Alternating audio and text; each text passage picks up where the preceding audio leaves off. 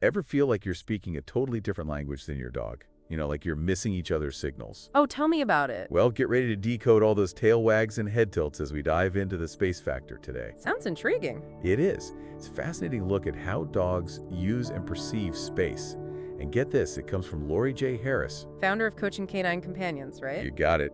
And let me tell you, she's packed this book with aha moments about how understanding spatial dynamics can totally transform your training. Okay, I'm hooked already. So how is space the secret to better communication with our dogs? Well, traditional training focuses a lot on verbal cues and sit, stay, fetch. But think about it. Dogs don't talk. True. It's all barks and woofs and wags. Exactly. So while we're busy drilling commands, we're kind of missing the point. For dogs, communication is all about movement and spatial positioning. Makes sense, like how they greet each other, right? All that sniffing and circling. Exactly. They're constantly adjusting their positions, creating a kind of spatial dance. That's their conversation. So instead of just drilling heel over and over, we should be thinking about how our own body language and movements are affecting our dog. That's the idea. Lori Harris breaks down canine spatial awareness into 4 zones, and it's so helpful to visualize this. 4 zones. Lay it on me. Okay, so we've got public, social, personal, and intimate. Each zone has different comfort levels, huh? Like how close is too close? Exactly. And ignoring those zones, well, that's a recipe for misunderstandings. Those invisible bubbles we all have. Dogs have them too, just maybe a bit bigger. I can definitely relate to needing a little extra space sometimes. Right. But seriously, if we barge into their zones without an invite, that's when things can go wrong. Like, I used to think my wife was just being stubborn when he wouldn't sit on command at the park. But now... What, you're thinking maybe he was feeling crowded or something? Totally. If his space was being disrespected, that changes everything about how I see his behavior. Wow, that really makes you rethink things. It's like when a dog rushes up to another dog head on. Oh yeah, talk about rude. Right. In dog language, a polite approach is more of an arc, giving the other dog space to decide if they want to interact. So basically, we're talking about consent, even in doggy greetings. Mind-blowing, right? Totally. But how do we actually use this space factor in training? Can we really replace verbal cues with spatial ones? You'd be surprised how much we can achieve just with subtle shifts, like teaching sit. Instead of saying the word a million times, try this. Okay, I'm all ears. Step slightly towards your dog. It's gentle pressure that encourages them to shift their weight back. Ah, so they naturally want to sit down to make space. Exactly. As soon as their rear touches the ground, step back. That release becomes the reward. Clever. They learn that sit is about finding that space where the pressure's off. It's not about the word at all. Exactly. It's not about force or dominance. It's working with their natural instincts. Lori Harris makes a brilliant comparison to herding dogs. Oh, I love that analogy. It's all about using subtle pressure and release to guide the sheep. Exactly. And dogs are wired to respond to these spatial dynamics. We just need to learn how to use them to our advantage. Okay, this is getting really interesting, but let's bring it down to earth for a second. What about some of those everyday struggles dog owners face? Leash pulling, jumping on guests. Can the space factor really handle those? You bet it can. And often in a way that's more effective than our go-to methods. Let's start with the leash pulling nightmare, shall we? Yeah, every dog owner's worst enemy. Right. But instead of yanking on the leash, creating all that tension and confusion, picture this. Your dog's pulling ahead, so you calmly step in front, blocking their path. You're not yanking, but you're kind of becoming a moving wall. Yes. And that forces a pause. The moment the leash loosens, you continue walking. They learn that staying in sync with you, spatially, is what keeps the walk going. Interesting. So you're not punishing the pulling, you're creating a spatial consequence that makes sense to them. Exactly. And now imagine this. The doorbell rings, and your dog's about to launch themselves at your unsuspecting guest. Oh no, the dreaded jump attack. I know that scenario all too well. Right. But instead of letting chaos erupt, you stand between your dog and the guest, establishing a clear boundary. So you're like a polite bouncer, using your body to guide the interaction. You got it. It's not about punishment. It's about communicating that calm greetings are the way to go. I like it. So we're using our bodies to control the space and create a more predictable environment. You're catching on quickly. But what about those high distraction environments? The park, the pet store, where dogs suddenly forget all their training. Oh, I know those moments. Squirrels, dogs, it's like their brains shut down. Right, that's where distance management comes in. Think of it this way. You wouldn't throw someone who's scared of water straight into the deep end, right? Makes sense. Start slow, build up their confidence. Exactly. So you start at a distance where your dog notices those distractions, but isn't totally losing their mind. You're setting them up for success instead of overwhelming them. Precisely. And as they get better at focusing, you gradually decrease the distance. If they start to get overwhelmed, simply increase the distance again, giving them a break. Okay, I'm starting to see how this all ties together. We're teaching them to navigate those distractions without getting overwhelmed all through space. It's amazing how powerful it can be. And if you're finding this helpful, Lori J. Harris actually has a bunch of other audiobooks on her website. Oh, good to know. I'll definitely have to check those out. You should. She's a wealth of knowledge. But before we go further, I have to ask about one thing that really caught my eye: space-based recall. It sounds like a game changer for teaching the come command. Space-based recall. Now I'm really intrigued. Tell me more. And we're back, still digging into the space factor and all its spatial wisdom. You know, one of the things I love about Lori Harris's approach is how it moves away from that old school dominance-based training. Yeah, it's funny looking back. I used to think I needed to be the alpha, always asserting authority. But the spatial thing, it feels so much more about understanding, like working with my dog's instincts. It really is a paradigm shift, isn't it? I mean, traditional training often forgets that dogs don't experience the world like we do. Right. Forcing them into uncomfortable situations. No wonder we end up butting heads sometimes. Exactly. The space factor is all about empowering them, giving them a sense of control. And that actually makes them more receptive to learning. You got it. Less drill sergeant, more like a dance partner, right? Love that analogy. But okay, enough metaphors for a second. Let's talk a space-based recall. You mentioned it before, and I'm dying to know how we can use movement to make come the best word ever for our dogs. Remember, dogs are wired to chase, right? So instead of just standing there begging them to come back, try this. Hit me with it. Take a few steps backward, slap your hands, or use a big, inviting hand gesture.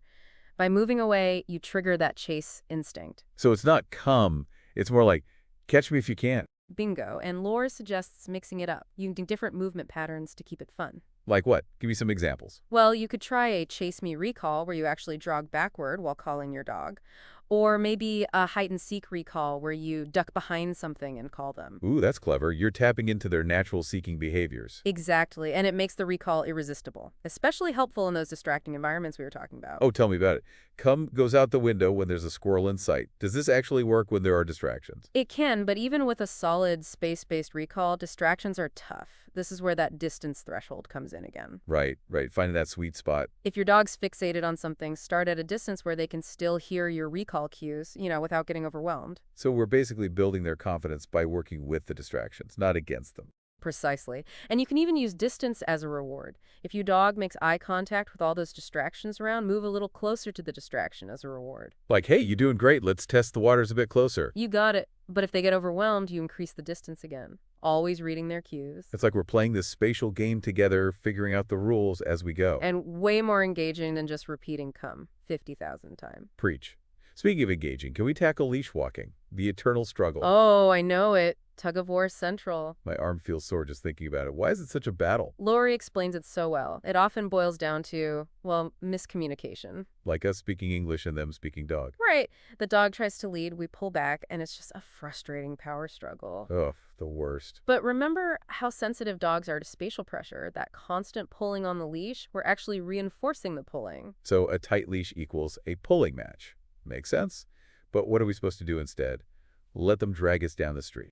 Nope. We use our movement to guide. Remember the moving boundary thing? If they surge ahead, you step in front, blocking their path. No yanking, just like a calm spatial reset. Exactly. As soon as the leash loosens, you keep walking. They learn that walking in sync with you means the walk keeps going. It's like a dance, not a tug of war. Okay, I have to admit this space factor thing is growing on me. But what about when things get really tough? I mean, like reactivity, aggression. Those are scary situations. I hear you. It's easy to resort to yelling or yanking the leash when you're stressed. Exactly. You panic, you react. It's not right, I know, but in the heat of the moment. Totally understandable. Those situations can feel so overwhelming, but Lori makes a really important point. Okay, what's that? Those behaviors, they're often rooted in fear, anxiety, or lack of control. And punishment just adds to the stress. So yelling is just confusing noise to them, and yanking the leash, well, that's just plain rude in their spatial world. Exactly. The space factor is about responding with understanding and spatial awareness. Got it. So let's say my dog freaks out around other dogs. What do I do? Find that distance where they see the other dog but aren't reacting yet. That's their safe space. Like I'm their personal space bubble protector. Exactly. As they get more comfortable, you can gradually decrease the distance, always rewarding calm behavior and giving them an escape route if they get overwhelmed. This feels so much more humane than just shutting down their reactions. Right. And speaking of tricky situations, let's talk about resource guarding, especially in homes with multiple dogs. Oh boy, that could be a tough one. So if my dog growls when I go near his food bowl. Don't try to take it away or tell him no. That just makes it worse. Okay, so what should I do? Just let him guard it. Nope. You create more space, step back, give him room, and reward him for relaxing. You're showing him you're not a threat. Like Dude, I respect your space. Exactly. Over time, they learn to trust you. It's not about dominance, it's about building trust and understanding. I'm really starting to see the power of this approach. It's more than just techniques, it's a whole new way of being with our dogs. Couldn't agree more. It's about understanding their world on their terms. You know, it's hitting me now that space awareness isn't just for training sessions. It's something we need in all of our interactions with our dogs. Right? 100%. It's a constant learning process, but so worth it. So how do we take all this amazing information and actually make it a part of our everyday lives with our dogs? This whole space factor thing, it's really shifted my perspective. It really does give you a whole new lens to look through, doesn't it? Like that decoder ring you were talking about earlier. Totally. But we were saying before, it's not enough to just know this stuff. We have to actually live it. But make spatial awareness a part of every interaction with our dogs. Absolutely. So how do we do that? How do we make it second nature? Yeah, that's the million-dollar question. What are your thoughts? Well, it starts with observation, really tuning into how our dogs are using space, how they're reacting to our movements. So less reacting to their behavior and more observing what's happening in the space between us. You got it. Instead of just thinking, oh, he's jumping again, take a second to notice, like, where is his focus? Is he leaning in, pulling away? Is he tense, relaxed? So basically slowing down and paying attention to those subtle cues we might have been missing before. Exactly. And as you get better at reading their spatial language, you can start adjusting your own movements to guide them more naturally. Lori calls this moving first, speaking second. Moving first. Okay, I'm intrigued. What does that look like in real life? So instead of relying only on verbal commands, you lead with your body. Like instead of yelling, come from across the park, take a few steps backward, clap your hands, or maybe use a big inviting hand gesture. So it's less about the word and more about creating that pull, that magnetic energy that makes coming to you irresistible. Exactly. Or if you want your dog to sit, instead of repeating sit, sit, sit, step towards them gently. That little bit of pressure encourages them to shift their weight back. Ah, so they're learning that moving into that space actually brings relief? Exactly. And the more you practice this moving first approach, the more intuitive it becomes for both of you. You start to anticipate each other's movements. It's pretty cool when it clicks. Okay, it sounds amazing when you describe it like that. But what about those times when things go off script? Because let's be honest, dogs will be dogs. They're going to push boundaries, get overexcited. Of course, of course. Nobody's perfect, right? But the key is to be consistent. When those moments happen, you intervene calmly and clearly, using your spatial awareness to redirect their energy. Can you give me an example? Sure. Say they're about to bowl through an open door. You step in front of them, becoming that clear boundary. Or if play gets too rough, you step between the dogs, creating a pause. So it's not just about observing space, it's about actively managing it to create a safe and predictable environment for our dogs. That's a great way to put it. It's like you're this benevolent spatial referee guiding them towards making better choices. And the more they trust your spatial guidance, the less reactive they become, the more focused. Okay, I'm sold. This has been so eye-opening. I feel like I'm finally understanding how to talk to my dog in a language they actually get. But for our listeners who are ready to dive into the space factor, what's your best advice? First and foremost, be patient with yourself and your dog. It's a new way of thinking, a new way of interacting, and it takes time to really get fluent in this whole spatial language thing. It's like learning any new language. You're going to have those awkward moments, make mistakes. Exactly. Don't be afraid to experiment. And, Lori J. Harris has a ton of other great audiobooks on her website. So if you want to go deeper, there's a whole world of knowledge waiting for you there. That's awesome. Well, this deep dive has been absolutely incredible. And I, for one, am super excited to start putting these ideas into practice with my own pup. So to all our listeners, I highly recommend checking out the Space Factor. It's not just a training method, it's a path to a whole new level of understanding and connection with your dog. Well said. It's not about dominance. It's about clarity, confidence, and building that incredible bond. Absolutely. Until next time, folks, keep exploring, keep learning, and keep moving in sync with your furry best friends.